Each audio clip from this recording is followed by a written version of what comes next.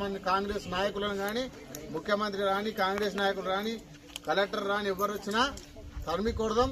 ఎవరు కూడా మీకు అందరికి కూడా మీకు అండగా ఉంటాం. నేను అండగా ఉంటా, బీఆర్ఎస్ పార్టీ అండగా ఉంటది, కేటీఆర్ గారు అండగా ఉంటారు, హరీష్ రావు గారు అండగా ఉంటారు, కేసీఆర్ గారు కూడా అండగా ఉంటారు. నిన్ననే కేటీఆర్ గారితో మీటింగ్ పెట్టి చెప్పినాం. ఇదంతా చెప్తే చాలా చూసినాడు. ఈసారి అవసరం అనుకుంటే మనమే పోదాం, అందరిని ధైర్యంగా ఉండమని చెప్పినాడు. అందుకే తండకు వచ్చినాం. మీరు ఎక్కడ భయపడకండి, ధైర్యంగా ఉండండి.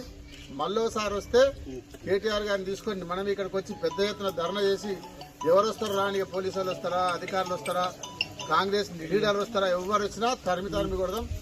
ధైర్యంగా ఉండండి. మొన్న ఎట్లా జరిగిందో అంతకన్నా డబుల్ చేసి చూపించాం కాబట్టి మీరు ఎవరి భయపడకండి.